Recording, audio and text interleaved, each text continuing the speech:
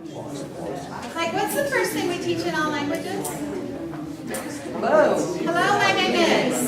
So what's an authentic text that goes with my name is? Go on the internet and find the identity cards. They'll be looking at what an authentic driver's license looks at, or what the first page of a passport looks like. It will have names on it. Go to the countryside and find out what the top 20 girl names and boy names are for that year. Names. So there are things, if we just sort of open our brain, and where will you go to find these? How many of you are on Pinterest? I have not tried Pinterest in all of your languages, but I bet there are teachers on Pinterest in every language in this room. How many of you know Pinterest? If you don't know Pinterest, make it a personal goal of yours. I know Russian's on there. I know Russian has a good presence on Pinterest because I've helped teachers look. But I don't know about all of the African smaller languages. It may not be. That's a really good site. I think Swahili is. I think I've seen Swahili site stuff on Pinterest. So it's possible, but if you're having trouble thinking of what should I bring in, that's the collaboration piece. Because whatever Russian's doing, probably the other languages can do. So if you're struggling to think of what did you find, or if somebody has a video like this can be used by every language in this room. You live in the United States, your clothes come from all over the world. It is a relevant video. You just need a little help translating a little bit of, it's not Spanish, it's Castellan. It's that dialect of Spanish. So let's just look at assessment of interpreting. What we're really looking at, and I'm sorry it's long here, what we're really looking at is we've been teaching, we've been reading in class, and now it's time to assess not what we've read in class, but to assess to find out if you're becoming a better reader or listener. And what that means is the text you see on the day of the test is one you've never seen before. It's new. You're hearing it for the very first time. And ACTFL has given us a way to script our assessment of interpretive. When this first came out in the IPA, which was a college process adopted by K-12 instead of the other way around, what they were basically saying is, here is a formula for designing a text that then saved me hours of work. Because prior to that, I was always thinking, how do I test? So I'm going to be flipping through these slides very quickly, because I think that not all of you have to write your own tests. But you might be thinking about, how do I structure? And when you test at the novice level, you test in English. Now this is huge controversy, but the revised IPA manual just went through all the research again, and so if you're just a skeptic, I really encourage you to go and read that, that manual. This is what we read for. We do not read for a discrete point. So we design a test looking at the Spanish, and obviously we know that the languages that have a different alphabet cannot do as much as fast. But we still have to work on the same skills. They just don't come along as quickly. So I actually translated the Spanish using Google Translate, which is something I like to do. Check your Google Translate to see where it's at for your language. In Spanish and French, it's at about 75% now. Far more sophisticated than we give it credit. So it's a tool that we should use. And one of the things that we do when we get a text like that, they have the Spanish. I want to see if they're getting good at figuring out words in context. So I've never taught these words. These aren't on any vocabulary list. So I'm saying, based on the fact that you're becoming a better reader, can you read this text and find the word for tolerate and copy it down? Because I believe you should be able to do that. And I will grade you according to how much you understand, not if you miss 4, you have a 50%.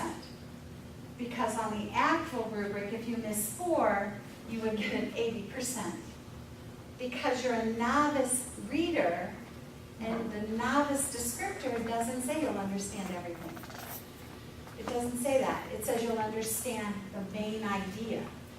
So you shouldn't fail because you don't understand 100%. What is the main idea of this article? If I ask you to answer that in Spanish, you can't do it. The only way you can give me the main idea of this article in Spanish is if you copy something. And then I don't know if you understood it or not. And if I'm a good reader, I would probably just copy that. Because anything in bold is probably pretty important. But by asking you to say in English what the main idea is, I see if you understand it better. You said that the test is supposed to be given in English. Right. And you just said give the main idea in English. So if I was taking the test, I wouldn't bother reading the Spanish. I'll just read the English. No. This is just for you all. This is just for you all. Yeah, I know, but before that you showed this, you said we're supposed to give the tests in English. Here's the reading. Oh, okay. The reading is in your language. Oh, I'm the sorry. test is in The questions Okay. and responses are in English because it's a pure check of what you understand. Otherwise, I don't know whether you understood the question or the article. I don't know where the disconnect could be when you get it wrong. And we'll talk about when you switch to target language in a minute. So there's that one. This one, we used to give a lot of true-false on our reading. True-false is a 50-50. So you really don't learn much by a true-false. ABC, 33% chance of getting it right. This is ACTFL's effort to get at details, supporting details, check the ones that apply, copy the words in Spanish in this case that prove it. So you can't just guess and hopefully get it right. Plus, it allows you as a teacher, this is a very logical statement. Those who shop to excess often incur debt. It's logical, isn't it? So you check true. That's not the task. That might be a true statement. You have to go back and find out if the article even discussed that aspect. So it allows you to write things that seem like they should be true or false, but they're just not in the article. So it opens up how deep you can go in that first course where they don't have much language, much better than anything you could do. So there's a whole series of slides like this with an example that I'm not going to keep going through that are there for you to go back and look at as you're thinking about designing activities in class. In class, you don't want to do the English. Because in class, you can act it out. You can turn cartwheels. You can draw pictures. You can read an article in class and do some of this stuff, but you stay in the target language. By your third semester course, because that's the equivalent of level 3 in most high schools, you start to switch to target language.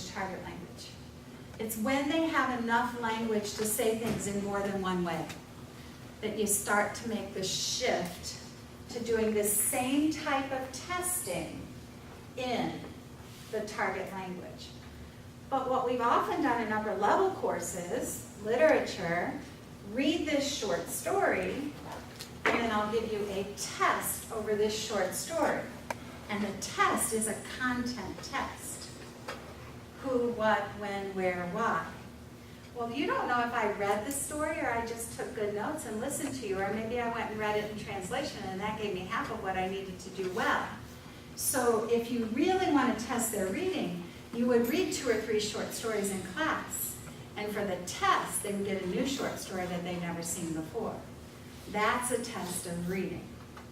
So when you're really thinking interpretive, it has to be something they've never seen before in order to get a sense that they're making progress as a listener or a reader in another language. And all of that comes from ACTFL. But I know a lot of you are handed your tests, so you don't have to worry about it. But I just wanted you to know that there is from ACTFL, a best practices. And again, this started at the university level and came down to high school. So I'm not sharing something the opposite way around. Listening, you go out and you find your native speakers. Let's see, maybe I can play this. Who knows know, more people in here probably know French than Spanish, right? Is that true? Oh, sometimes it does on some. But again, you're doing the same thing. You're playing an authentic text, check those that apply, listen for what you heard, but trying to get at just how much of it did you understand? What did you get? Instead of just discrete point. How old is she? Does she live in? You know, trying not to just, because then they only listen for that instead of listening for the message, okay? Can we go on and do another mode? You'll survive. We have a little bit of time for lunch. Why is it so warm in here? Do we have any control over time? Is it just me because I'm up and moving and you guys are? It's warm. It's stuffy as all get out in this room. You're all going to sleep after lunch. We'll be in big trouble. Okay, same thing on presentational, but be careful because they're out of order on here. With your partner, turn and figure out what is presentational mode. Speaking and writing Look at the fan. for a formal Is it in our purpose. office? Which The of fans are in those 117, or 115. out of our I've got two in them. Yeah. We can put it up after lunch break because we're going to go to lunch in 5 minutes.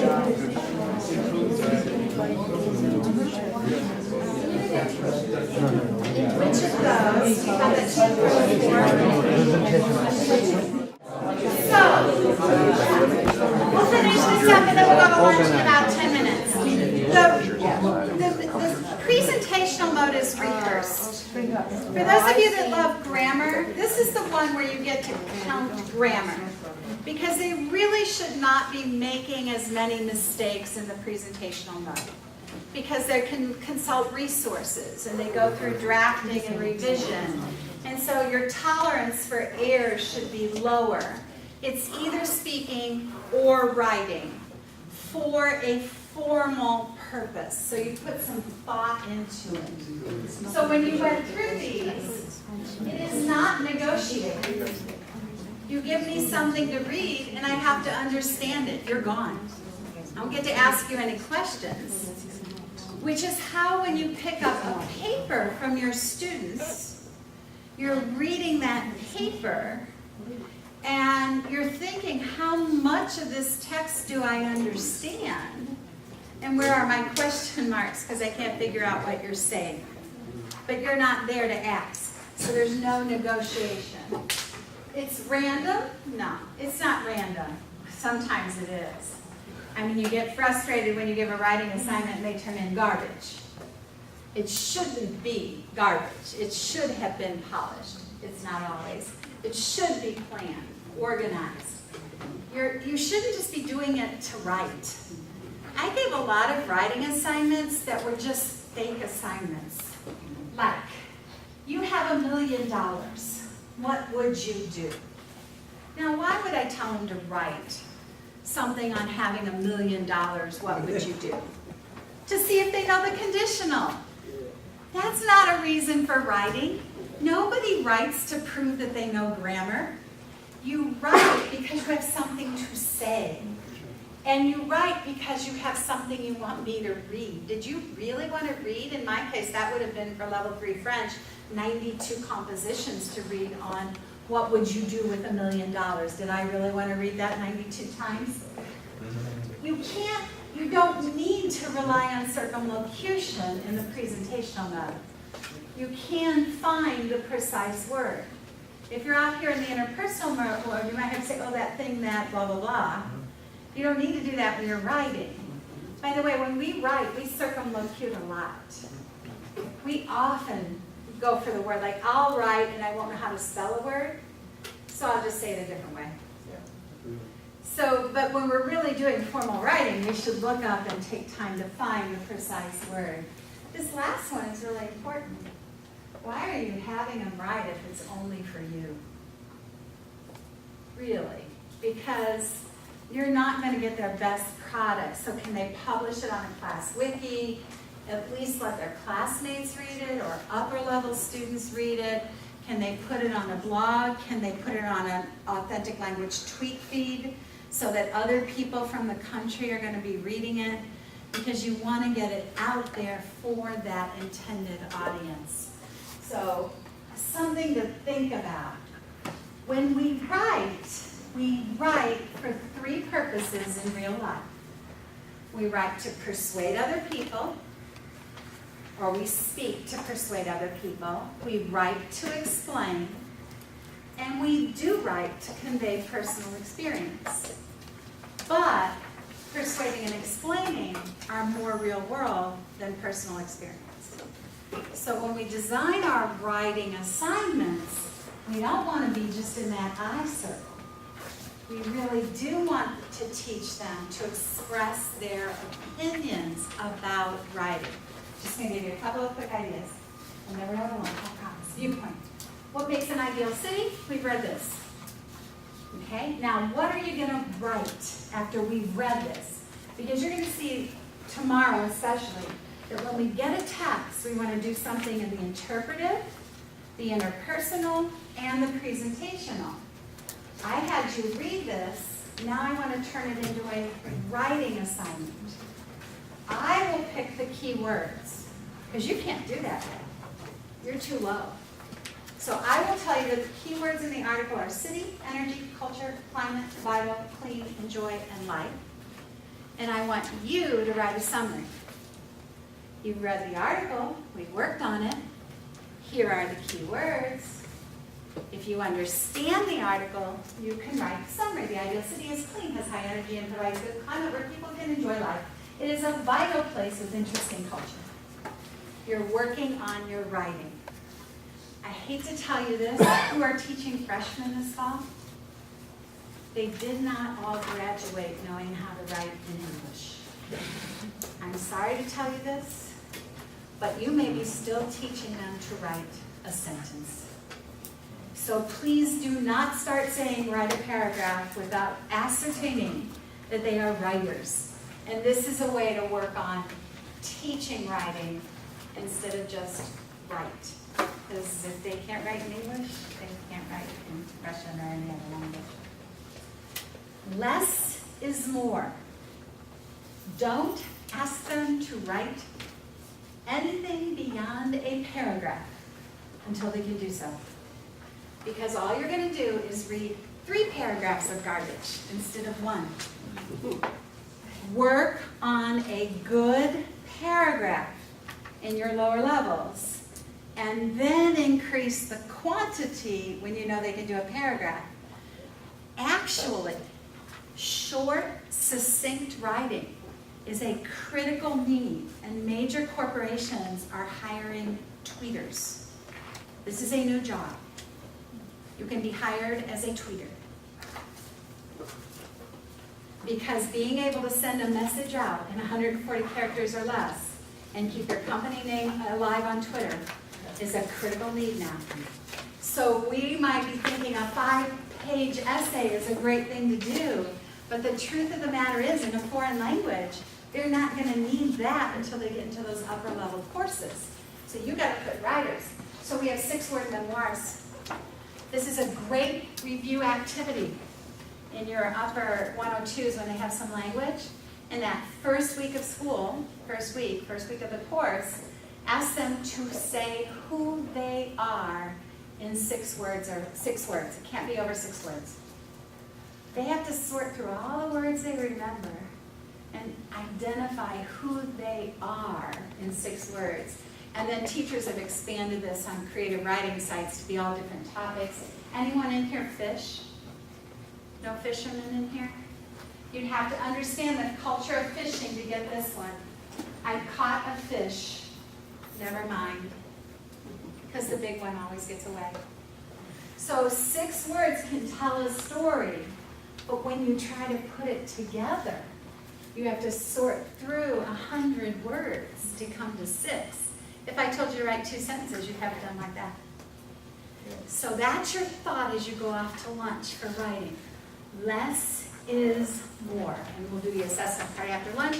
And maybe if we open the door, it'll cool off in here and you'll all come back refreshed. Do not eat too many carbs. It's going to be warm in here after lunch. And you'll all fall asleep on me. And I'll be looks like we lost a few people, but maybe they'll come back. So welcome back. Thank you for coming back. And I just want to switch into the interpersonal mode. I'm going to do this one a little bit faster. It's on your sheet, but I'm not going to make you go through it. I think we understand the interpersonal mode at a much better level, but we don't teach the interpersonal mode. The interpersonal mode is unrehearsed speaking or writing, but you don't really care about the writing. Because writing would mean they're going to email a friend or text a friend, that type of writing, which doesn't happen a lot early on. It happens later. So really it's, are we building the capacity of our students so that they will engage in the language?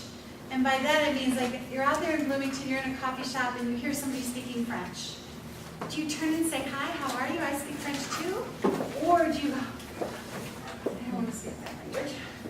Because if they do this, then that's not good. So it has to be that we create this, I'm going to look for every opportunity to make a fool of myself and speak this language. So when you're teaching for the interpersonal mode, you're not giving them a chance to rehearse. Now, I don't think this is a college practice, the idea of skits and rehearsing a presentation. It used to be that we did a lot of memorization of dialogues, and they learned the lines of the dialogues, and then they performed the dialogue. All of that, supposedly, is gone. Because the joke there with the ALR method was, I know my lines, but that native speaker, when I get to France, does not know their lines. So we realized that dialogues were not working. So how do we create that situation where at the end of a unit, you've been teaching for a while, I can comfortably say, you and you are partners today, using whatever technology is available to me. Here's a stimulus, a picture, an image, a topic, talk. I want to see if you can have a conversation with each other. I'm going to listen to it, and I'm going to score it. Because if you are not doing that, your grade book may not be reflecting what we think is our number one goal. What's our number one goal? What does that mean, to be proficient? When they walk into your 101 class, what do they want to be able to do? Speak with a native speaker. Speak with a native speaker. If your grade book does not put a lot of emphasis on the ability to speak in the interpersonal mode, your grade book is saying one thing, and your philosophy is saying something else. So your grade book, to the extent that you control it, has to give points for this interpersonal speaking. But if you analyze your grade book, you may find that there's a lot of points in the presentational mode, how well you write. So you just have to think that through in order to really get this in mind. So an interpersonal task at the end of a city unit, the one I showed you earlier, might be, I want you to walk, and I'm going to do no tech, because I don't know what your tech is.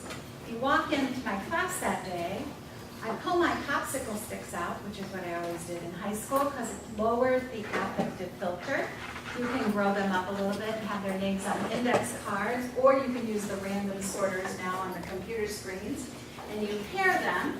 You give them a couple of minutes to practice, and then you make them talk to you or record it on their iPad using sound booths so that you can listen to it later, or they have a language lab. But the key is they have to do it in front of you in some way, because you got to make sure they have no resources. And as soon as you say record it at home or call it in or do it over here, how do you know they're not scripting it, looking at it, practicing it? This has to be unrehearsed. So it would be a situation like you'd say, hey, prepare. Talk about what you prefer, what you like to do, what you don't like to do, where you want to go, why. Consider the weather, the cost, the time factor, things you're going to do. Convince me to go here. Convince me to come with you to do this. Talk for a couple of minutes. Let me hear you talk. It's not necessarily equal turn taking. You both have to ask and answer questions, and you have a rubric that you score that on, because otherwise you're saying you want to be able to speak the language, but you're not assessing for it. So it's not going to happen because they're grade driven. So they know, does it count? Is that question in the mind of too many students? So when you run a assess for it, and they're in these groups, you put them together, ACTFL gives us, how do you assess this on a rubric? And let me just take a couple of minutes with this one, because of all the rubrics that I put in your PowerPoint and on the wiki, to me, you've got to have a good rubric for interpersonal. You probably do in the department, but it should look something like this. Number one, how well am I understood? In interpersonal speaking, it's all about getting the message across. It's not about accuracy. A lot of you in here are not native speakers of English. Do you really think I'm going to stop you if you make a mistake and correct your English? I'm not. I am what's known by ACTFL as a sympathetic listener. I have empathy for you because I know what it feels like to be in France trying to get my message across, or what it felt like in Puerto Rico, where it was even worse because I just didn't know as much Spanish. So if I get my message across, I can get an A, even if I misconjugate verbs. It's all about message in the interpersonal. The Puerto Ricans had a lovely way of letting me know when I didn't get an A in this category. It looked like this. They would get this face, and I would know that they didn't understand me. But it was only when they didn't understand me that they stopped me in this mode. So that's the number one. Then you can go on and add in how involved am I in the conversation. Because in real life, if you dominate the conversation all the time, you stop talking to that person, right? If you can't get a word in edgewise, which is what we say, then you stop engaging with that person. They manipulate, they monopolize the conversation. So you want them to have equal participation in a conversation. You want them to be fluent. The research shows that native speakers are far more likely to be troubled by fluency issues than they are by grammar mistakes. So if I speak Spanish, French, Russian in a halting way, you want to get away from me as a native speaker. If I make grammar mistakes but I talk quickly, you're forgiven. That's what the research shows. And so in this mode, you have to remember that. You know that's true because you get impatient as a teacher when a student does something like this. Je suis, j'ai, je suis, and then another word comes out, and by then you're going, get on with it. The native speaker walks away from that. If I had just blurted out, je suis, and I should have said j'ai, and I kept on going, and you understood me, it would be over and done with. There's no reason to not just let them talk. You're listening for when communication is lost. So all of these domains that are up there are ACTFL domains that they're being judged on. So in interpersonal, be sympathetic graders. Because what happens is if you become serious and nitpick graders and try to correct every mistake, they stop talking.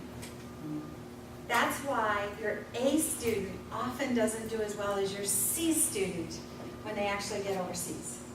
Your C student decided a long time ago, hey, I can't compete. I'm not an A student. I like this language. I'm going to have fun with it. Let's just get it, let it come out. And they enjoy the language. So we have to encourage them to enjoy that language. What this means is that they need rich, comprehensible input. And unfortunately, we have so few numbers of hours, and you all are even in worse shape than in K-12 for your number of contact hours, that we don't expose them to enough good input. So my challenge to you when you design your 50-minute lessons would be to think, did I have 15 minutes where they were exposed to authentic input, where they were reading in class and or listening in class and processing text in class. Because although I know you think they all do their homework because they're mature students paying all this tuition, they don't. And so if they don't go home, go back to their dorms and do the input piece on their own, you're just really going to fight if you don't access comprehensible input in class. It's one more plea because it's how do you do language? Language learning is a skill. Would you all agree with that? You can only learn a skill through immersion. Do you agree with that? You have no time to waste in your class with English. That's why ACTFL has the 90%. That's all languages. It's all languages. And let me use this analogy. There's one up on the board. You can't learn to play baseball if you don't get out on the field. Right? It isn't going to look very pretty when you're doing the first step of it. But if you stick with it, you will become better.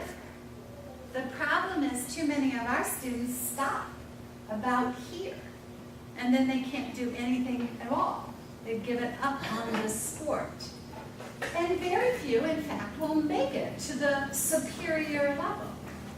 But ideally, we can get most of them into where they can still compete, enjoy, and go out and play. And if you think about it, that's why there's adult sport leagues. We have a lot of people who learn to play volleyball or soccer as a kid. They played maybe all the way through high school, maybe college. They still want to play soccer, so they have adult soccer leagues. And they go play it and they enjoy it. They're okay with not getting to the superior level. They just want to have fun with it. That's what we want. Swimming. Anybody raised a swimmer?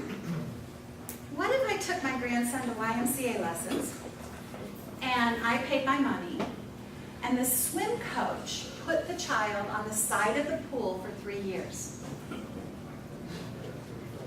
What's going to happen when he falls in? He's going to drown. From day one. Anybody ever taken a baby to a swim lesson in this room?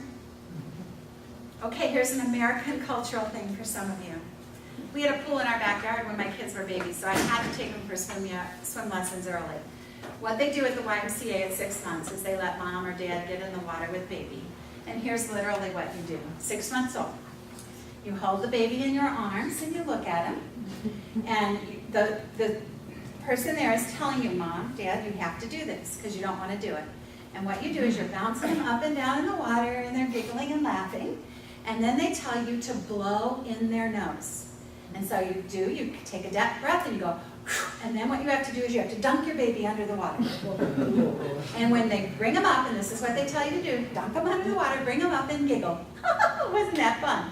Well, the baby's looking at your face, and you're like, oh my God, I just drowned my child. The baby is looking at your face to get a clue of what they should do. So the baby is supposed to see you laughing, because babies are trying to decide whether to scream or laugh. And so they laugh. And then they have you do it again. Because the most important thing in swimming is if you accidentally fall in, that you have been conditioned to take a breath. And that's what you're teaching them. So you've got to immerse them on day one. And people say, well, they won't do it. They don't want to do it. For many of you, this is their first exposure to your language, period. They don't know what to expect when they walk into your class. So if you're just using the target language, they think this is what we do. If I had given the rule book to every 6-year-old and said, let's sit down and memorize all the rules before I let you take the field, how many would still be playing? Don't focus on those rules until they make mistakes. You can't. You have to get the mistake. The coach says, that leg, I had this slide up the other day for somebody that was coaching at this age, and he said, that leg is up way too high. That is absolutely the wrong position. But as a coach at this age, I would never correct it. Because what I have to do is let him swing a few times, see if he figures it out on his own, and then if he doesn't, start correcting it gradually. I can't walk out there at that age and tell him, put your leg down more, because he'll just get confused about what that exactly means. So we sometimes in our early classes work against ourselves by thinking that the rules will speed us up. And in fact, what they do is cause kids to drop out. They don't hang in there long enough. We were the exception. So on day one, establish the criteria for staying in the target language. Make sure that they know. Write on your board. That's what I used to do in English. In this class, we only speak French. I wrote it in English. That was it. And those were the rules I lived by. Then I introduced a rule that said if you want to speak English, or if I want to speak English, we must ask for permission. So I put that sign up. Puis-je parler anglais? May I speak English? They had to ask permission, and I had to ask permission. Now remember, my seniors are only 3 months younger than your freshmen. So they were doing it as seniors, and they would very politely look at me and say, puis-je parler anglais?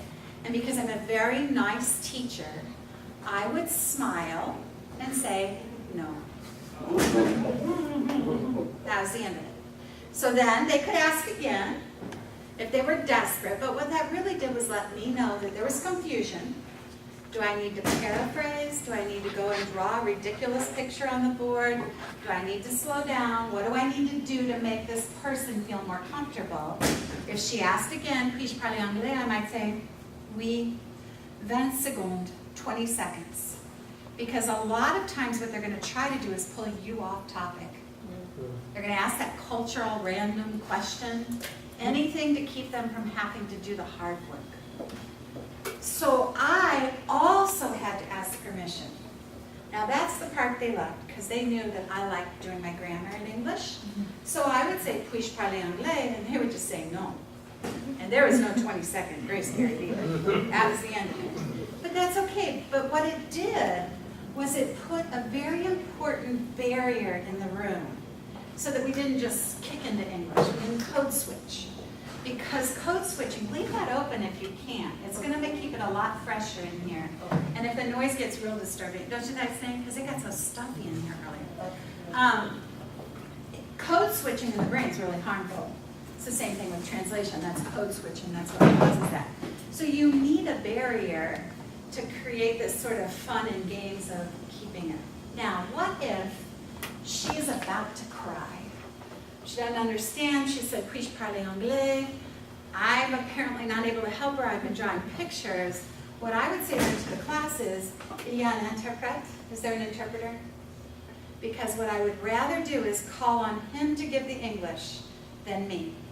Because what that does is something very important. It proves to her that he understood it. It's not like nobody understands what she's saying.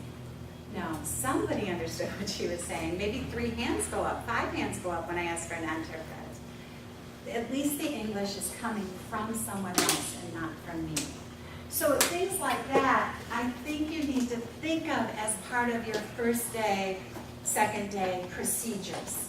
I know that you probably want to go over your syllabus. I would suggest that you tell them to read it silently if you feel that they need to read it.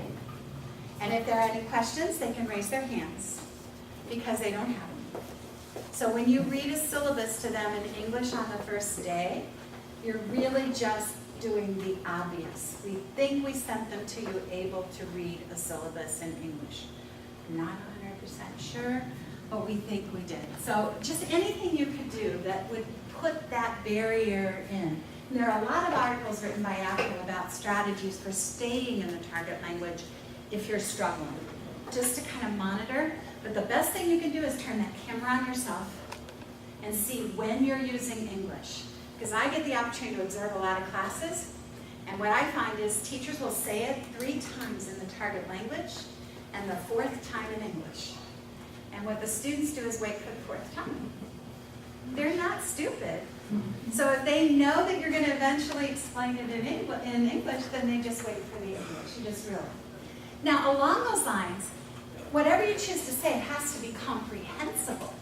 You all are native speakers. You could lose me very quickly. You do have to make your language comprehensible, meaning you have to slow it down, you have to choose your words carefully, and you have to make it meaningful. It has to be in a context that actually conveys meaning, a story, something. Now, you're not all English speakers in here, but for those of you that are English speakers, I'm sure you understand that. It's in English.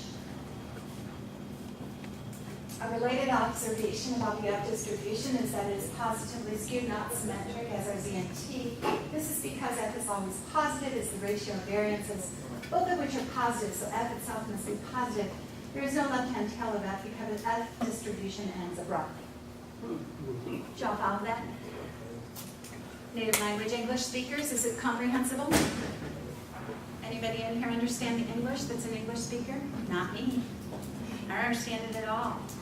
That's what your language can sound like. Here, let me try a French grammar rule on you. The past participle agrees in gender and number with the preceding direct object. Did y'all follow that?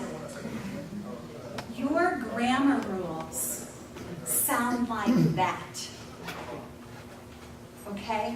That you really have to realize that your grammar rules are abstract language. This is mathematics and statistics. But the grammar rules, the way we explain them, they sound like that because most people don't have any understanding. It's not comprehensible. We have to make the message understood. So here's a story with my grandson. This is the best thing about having grandchildren. He's about 3 years old, and my daughter wants him to get her phone, which is on the dining room table. She wants to be lazy and stay in the chair. Now, he's short, so she says to him, Grant, get my phone off the table. Grant starts like looking around, listening to his mom, like this, doesn't move, stays exactly where he is. Grant, get my phone. It's on the dining room table.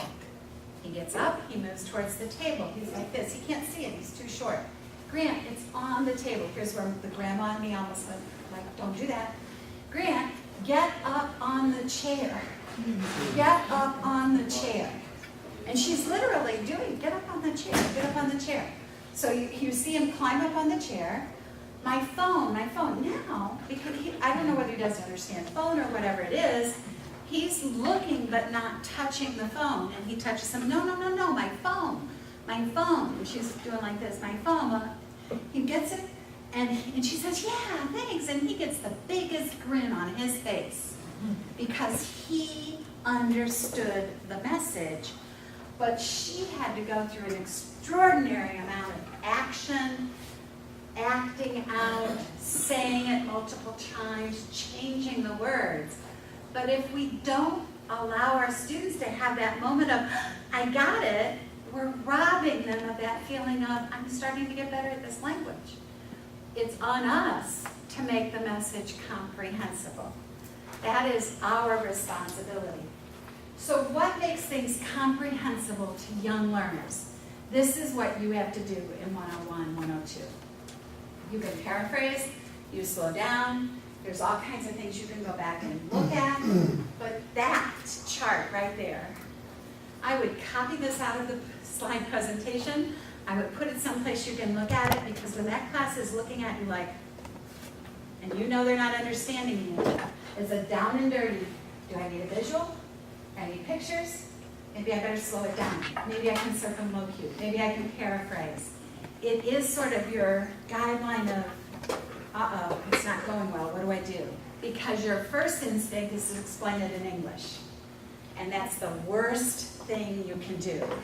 Because as soon as you start doing that, then they wait for you to do that. They're no longer patient with you doing it in the target language. They're not stupid. They want to get it as easily as possible. So English for them is their fallback. They want you to do that. How's your Italian? Anybody in here an Italian speaker? Okay, the two of you should not participate. So this came out of a recent magazine in Italy. What do you understand? And if I were in class, I would make you look at this for a while quietly. But in order to keep you awake after lunch, why don't you just turn to your partner, talk over what you understand, even though you don't know Italian. I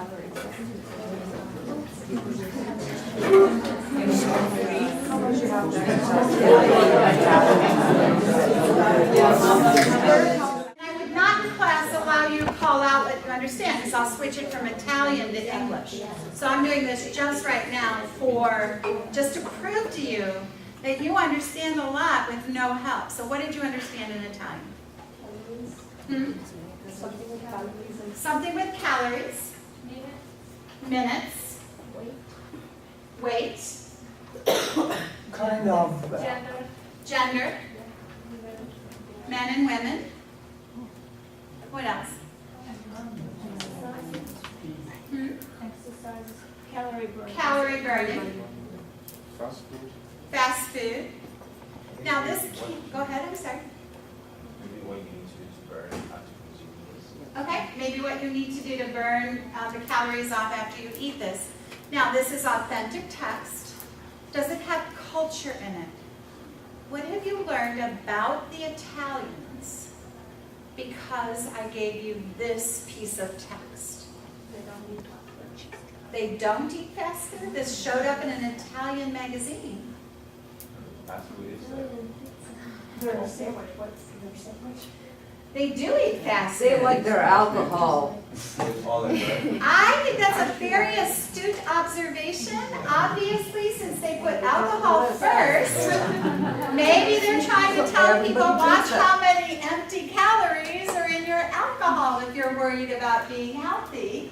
What else am I learning about the Italians? What other cultural connections, content standards are in this piece? A lot of cheese. Well, there's vocabulary, but there's also a system of measurement. So I've got a lot of stuff that I can work with, but I don't think if you're in my 101 Italian class, you're going to understand even as much as you do, because you all are astute readers.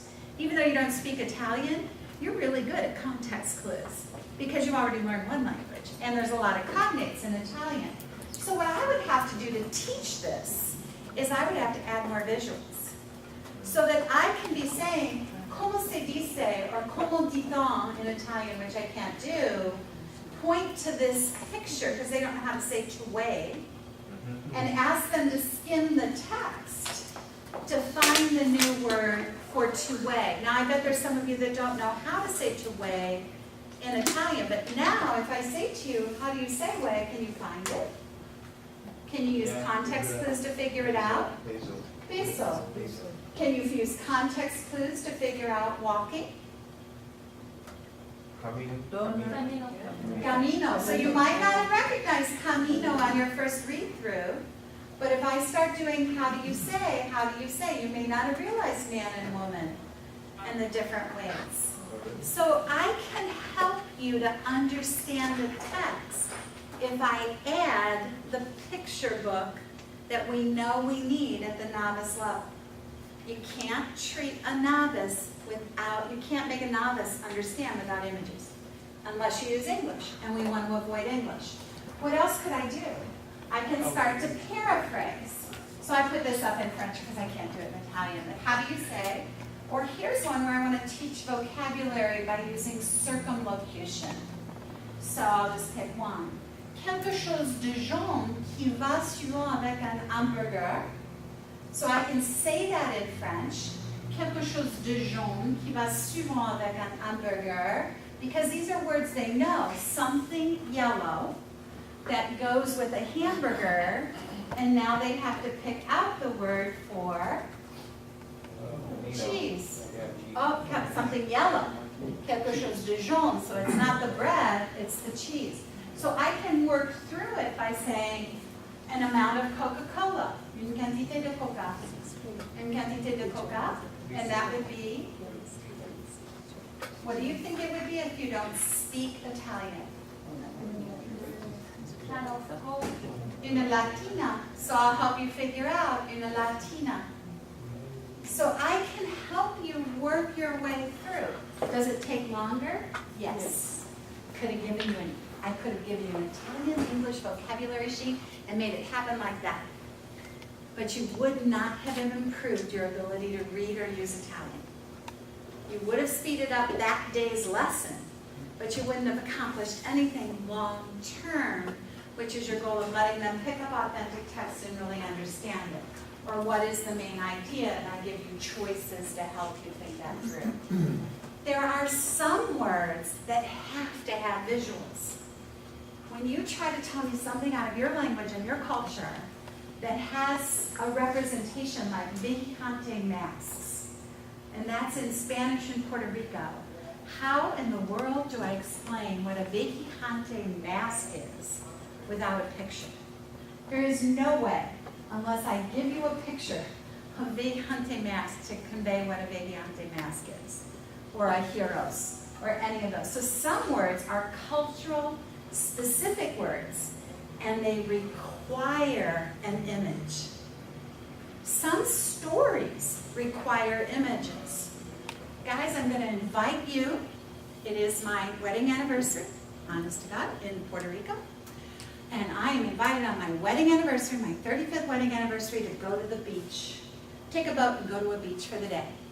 My husband comes home, issues this invitation. He says, I know it's our wedding anniversary. What do you want to do? You want to go out or you want to do this? I'm all about experiences. Let's go by boat to the island for our anniversary. Tropical, right? Puerto Rico. Everybody has an image in mind, correct? Got a good image in mind, don't you? Now, I was culturally astute. I said to my husband, are there other women going? So I thought to ask, any other women going? Oh, yes, I'll check. So he goes and checks, and of course other women are going. There were no other women that day. That was not true. I went by boat to the island. I got on a jet ski between two 14-year-old boys who did not speak any English at all. They took me by myself, first one to go, to the island. I went to the island by boat.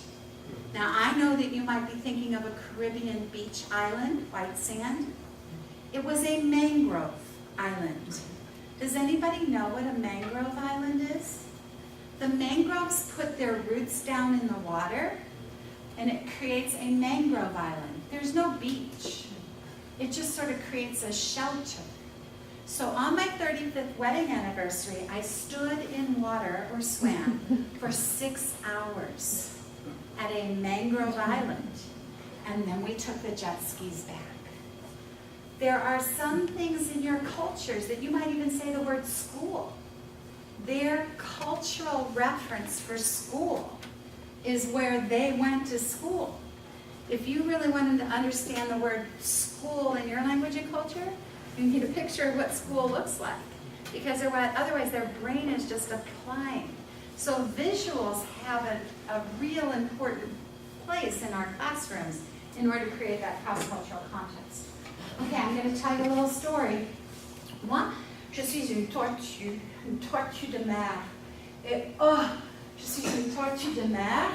J'adore nager, nager. Et maintenant j'ai faim. Oh, j'ai vraiment faim. Oh, je nage beaucoup et maintenant j'ai faim. Ah bon, j'ai très faim. Et regarde. Il y a des méduses délicieuses. J'adore les méduses. Regardez bien, il y a une méduse délicieuse. Oh, j'ai faim. Oh, c'est si bon, c'est délicieuse. Ah, plus de méduses délicieuses.